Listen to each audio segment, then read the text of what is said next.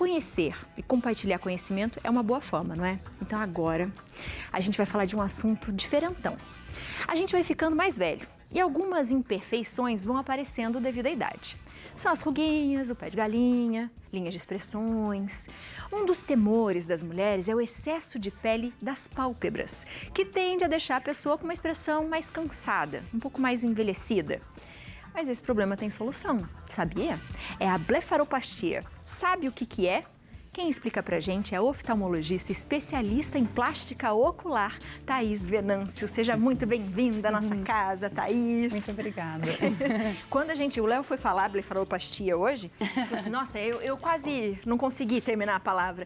É difícil, né, falar rapidinho. Blefaroplastia, porque blefaro em latim é pálpebra. Então é a cirurgia das pálpebras. A cirurgia das pálpebras. Exatamente. É isso, a explicação é essa. Exatamente, a cirurgia da pálpebra. E a blefaroplastia a gente fala de uma cirurgia estética das pálpebras. Então, a blefaroplastia a gente está ligado a mais parte estética. Parte estética. Sim. E geralmente é a pelinha que vai ficando maiorzinha aqui e ela vai caindo e às vezes pode atrapalhar até a visão um pouquinho, não pode também, doutora? Então, a blefaroplastia, exatamente, quando a gente vai envelhecendo, a pele da pálpebra é a pele mais fininha que a gente tem no nosso corpo. Então, ela sofre muito mais com o processo de envelhecimento.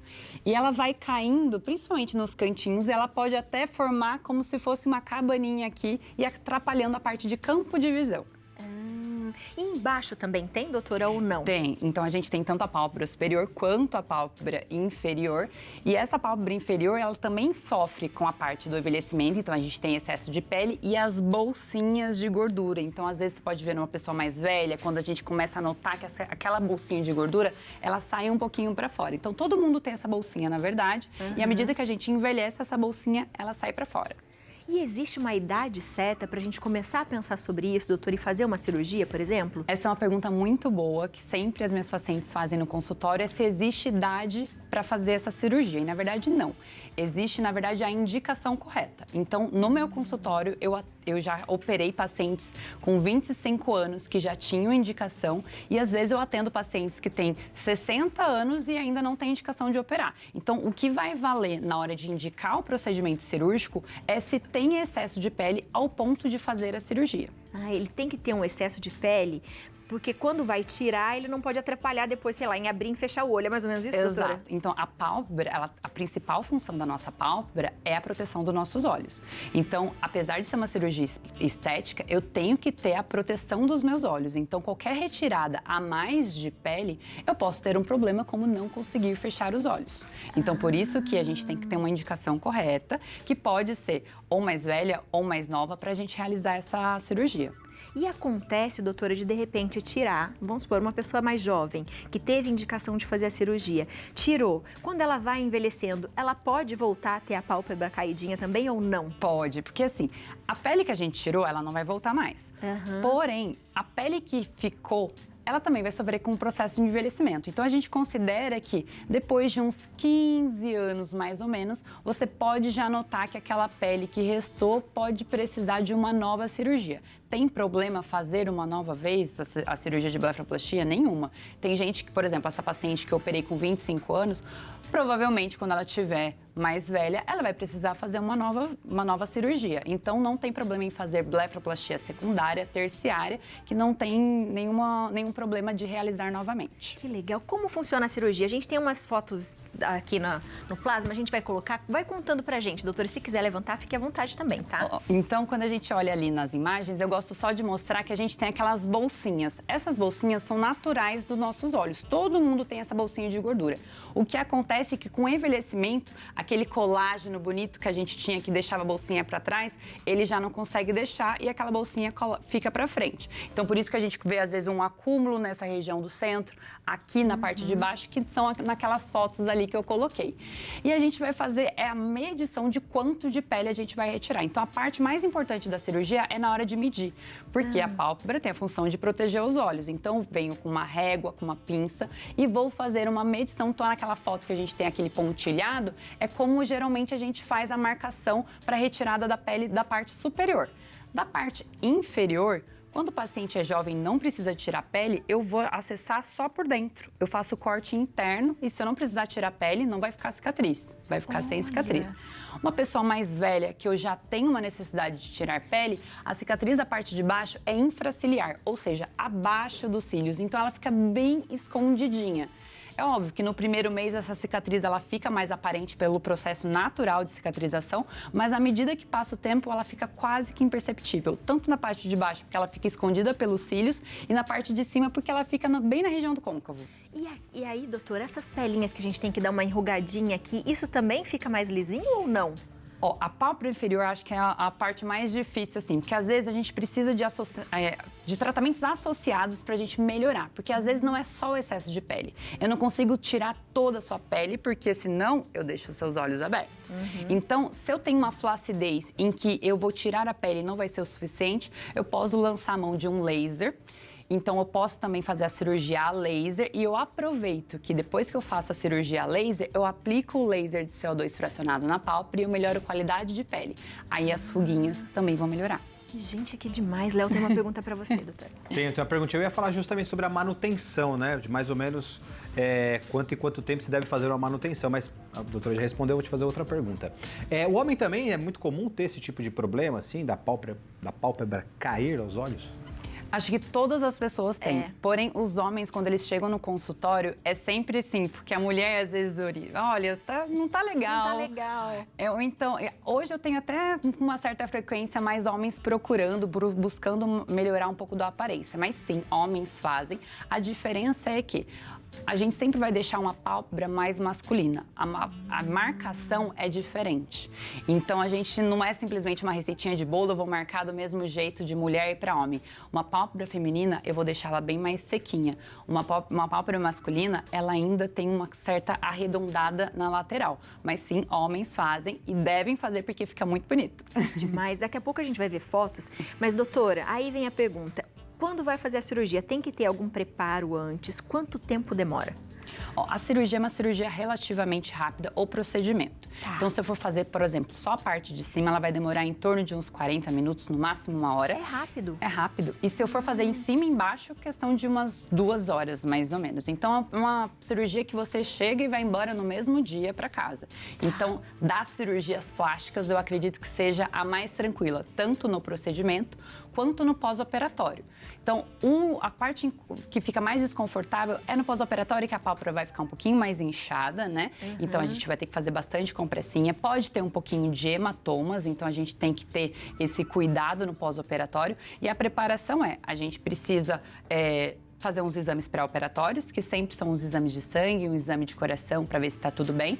Estando tudo certo, a gente vai para a cirurgia. Então, de preparação, é só exames pré-operatórios. E aí, depois, a manutenção, doutora, quanto tempo porque vai ficar um pouquinho da cicatriz, vai ficar vermelhinho, quanto tempo isso vai melhorando e a gente consegue ver um resultado, por exemplo? Bom, logo quando a gente faz a cirurgia, na primeira semana que a gente tira os pontos com 7 a 10 dias mais ou menos, a gente já consegue ver que a pele que estava ali já sumiu. Porém, tem um inchaço. No primeiro mês, a gente já está muito satisfeito. Minhas pacientes com 1 mês já estão muito satisfeitas com o resultado.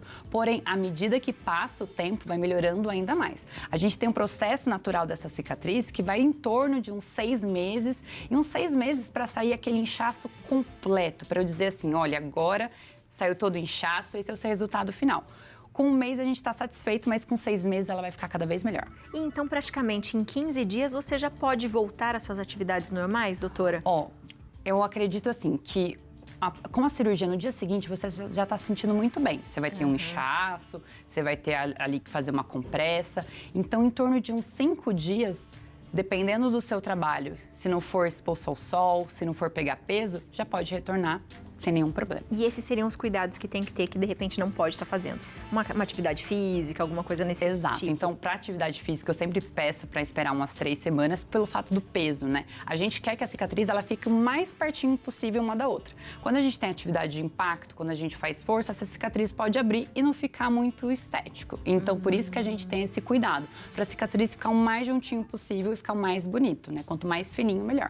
Legal, a gente tem uns antes e depois aqui que eu acho que vocês vão falar, entendi, vamos dar uma olhada aqui. E a doutora vai falando pra gente. Aqui, doutora, olha que então, legal. eu gosto de mostrar que, assim, Eu peguei vários famosos que já fizeram a blefaroplastia, que têm idades diferentes, então é legal a gente notar. Então, a Luísa Brunet, na foto de antes dela, eu sempre coloquei o antes de um lado e outro, ela tinha bastante engruvinhadinho na pálpebra inferior, que a pálpebra começa aqui a engruvinhar mesmo, vira quase que um papelzinho. Então, quando a gente vê na outra foto, a gente já vê uma pálpebra muito mais lisinha. É óbvio que a gente tem marquinhas na pele e essas marquinhas a gente tem que fazer um tratamento associado, às vezes um laser, um fio de PDO a mais, que a gente tem que para tratar a pele. Mas a gente já vê que já não engruvinha nessa região. E abre mais o olho, né, Abre doutora? mais o olho, com certeza. Vamos para a próxima. Coloca a próxima. Olha que legal, dá pra ver bem o dela, e dela foi em cima. Então assim, Gisele Bündchen, como a gente pode ver, quando a gente olha a foto dela jovem, a gente vê que ela já tem uma pálpebra gordinha. Então é dela, é genético dela. Então, provavelmente ela fez essa cirurgia jovem, mais jovens. Então, quando a gente vai pegando as fotos, a gente consegue ver que ela não fez uma cirurgia tão mais velha. Então, é legal porque jovens fazem cirurgia, sim, se tiver excesso de pele, tem como a gente expor um pouco mais essa pálpebra pra gente conseguir fazer uma maquiagem, conseguir fazer um delineador. Então, a própria Gisele Bündchen, nossa modelo maravilhosa, musa, já foi submetida a essa cirurgia. Que legal, vamos para a próxima.